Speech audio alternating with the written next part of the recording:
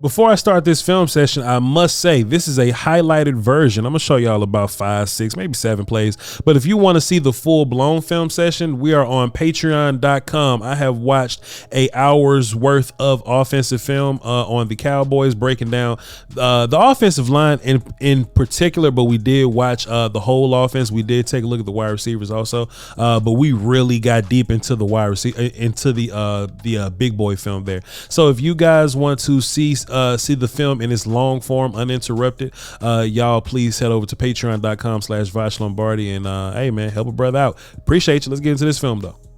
All right, so just a handful of notes that I thought were important or interesting about the Cowboys offense versus the Buccaneers defense. And we're going to mostly keep this offensive line, or just keep it blockers, because I do have another point that I want to touch on. If y'all don't mind, if you ain't doing nothing else, just hit the like button. Let's get started.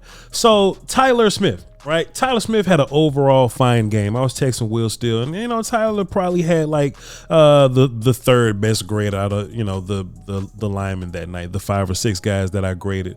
Third or fourth guy, depending on how you feel about what Connor McGovern did prior to him getting hurt.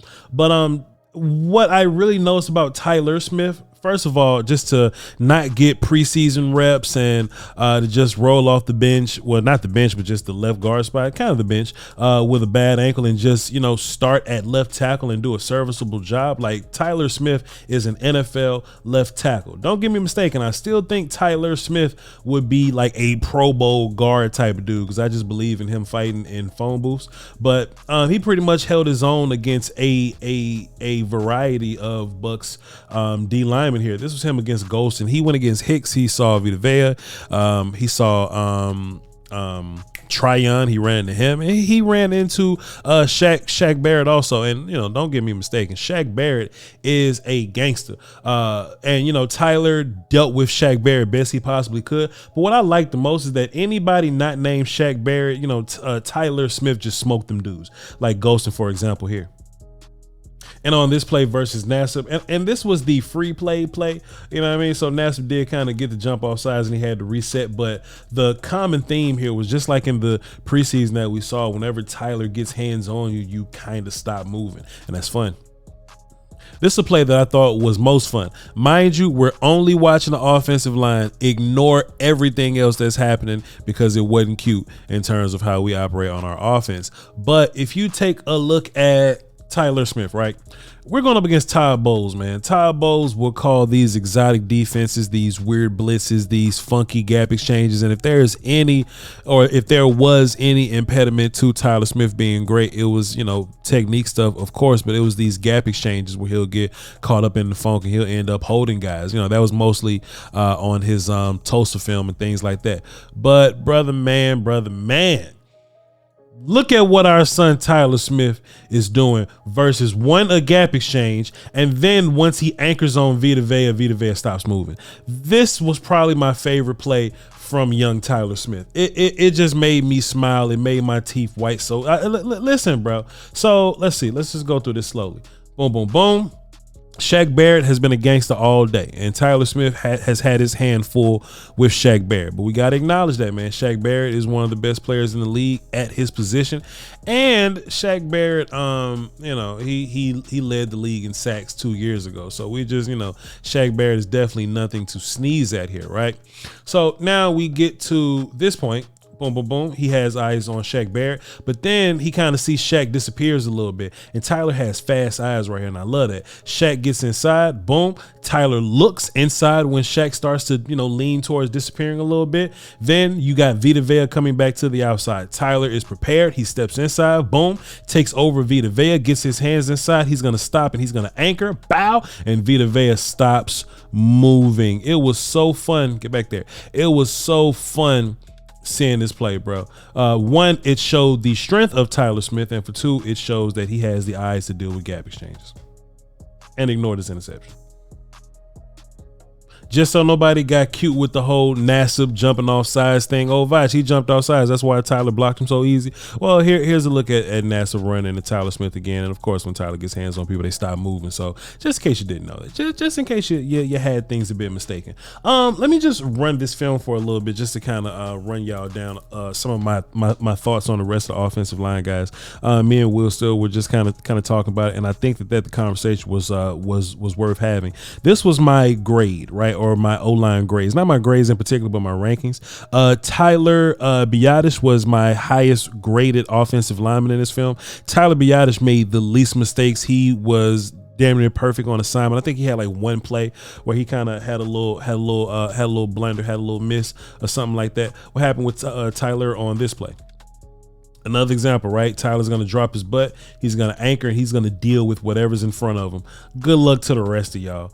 My word. That dude's strong. I can't wait to. Hey, look, this may be time to put Peters at left tackle, put Tyler at left guard, and let them dudes fly.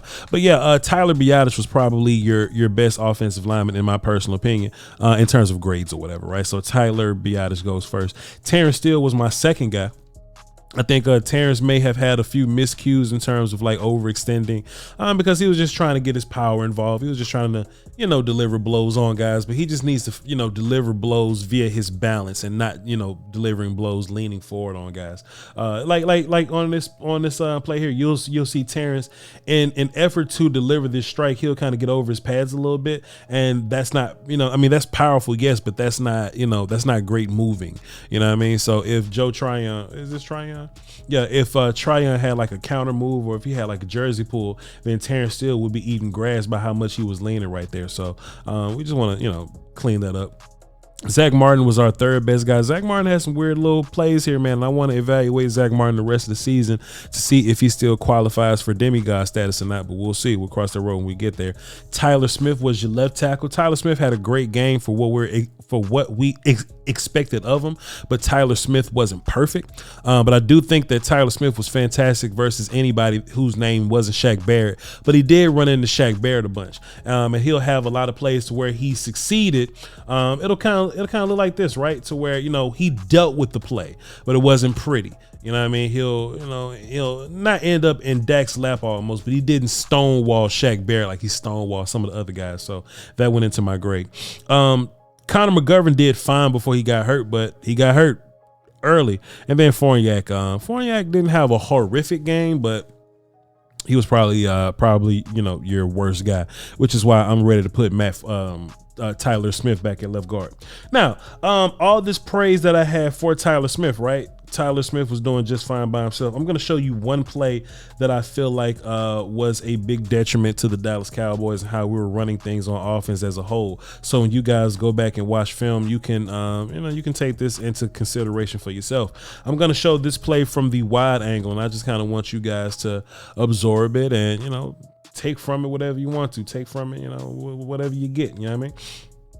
What I did not like about this play is that, first of all, I think the one thing that Dak needed the most was receiving options, right? And if y'all watch my Patreon film, we did watch this whole film in its entirety on Patreon. So y'all go over there and check that out, patreon.com/Voch Lombardi. We watched the film in its whole. We saw a lot of plays to where the Buccaneers would rush 3 or 4. And they'll drop 7 or 8 guys. But what'll end up happening is we dedicate guys to blocking, and then they'll release. And I hate that, because if we get to this point, right, we snap the football. Wait, let's go back. We snap the football. Boom, boom, boom, boom, boom, boom. These are your options right here, right? You got 2 receivers down bottom. You got Zeke just kind of hanging around the line of scrimmage. And you got Dennis Houston just up here, just kind of chilling. Something that would have helped this play a lot? Dalton Schultz would have helped this play a lot, but we couldn't use Dalton Schultz in a quick timing like manner, because Dalton Schultz, he was in the background. He was in the backfield helping Tyler Smith. And we would see that a lot, whether it be Jake Ferguson, whether it be Dalton Schultz, Zeke, Tony, those dudes will be in the backfield helping offensive linemen. Why is this important? Take a look at Tyler Smith and tell me, do you think he needs help on this block? No. Tyler Smith is fine. He didn't need, Dalton Schultz hanging around for a tick or two to help him on, blocks or whatever, right? So I think the offensive, scheming, or I think the wide receiver playing, just the different route combinations, I think it would have been a lot more smooth if we just didn't have so many dudes in the back just helping out. There were even times where we had guys that helped Terrence out, and I'm like, hey man, look, if we if we can't get the block out, if we can't get the block dealt properly, then just deal with me. You know what I mean? Like, just let Dak deal with the idea that, the ball has to come out quick. You know what I mean? The ball has to come out quick. But if your mindset is the ball has to come out quick, but we're going to keep receiving options in the backfield to help block, then it's going to be a problem, right? Because you have less guys to get the ball out quick to. You see what I mean? If that makes sense. I hope it does make sense. But it is what it is, man. I had one more play to show y'all. Then I was going to leave. There were many times where we just got to see Jake Ferguson blocking defensive linemen. It happened a bunch. Take a look at 87 on the left side of your screen here. We saw Jake Ferguson blocking defensive ends a bunch. He didn't win every rep versus Joe Tryon, but boy, he was about a good shit. If they had 5 reps, Ferguson won 3 of them, and they was all in the run game mostly, right? So, when we're watching film moving forward, I want us to keep eyes on that. The blocking assignments in particular that we're asking, that we're asking certain guys to partake in, particularly Jake Ferguson in the run game. All right, that's all I got for y'all today. Like I said, if y'all wanted to watch the full-blown film session, it will be on my Patreon. I appreciate y'all for tuning into this one. Love y'all to pieces. We'll be going back live Monday through Friday at 3 p.m. Central, so be sure to tune in. Y'all hold down for the Doski, Woski, Peace, Whiskey. Till next time, volume.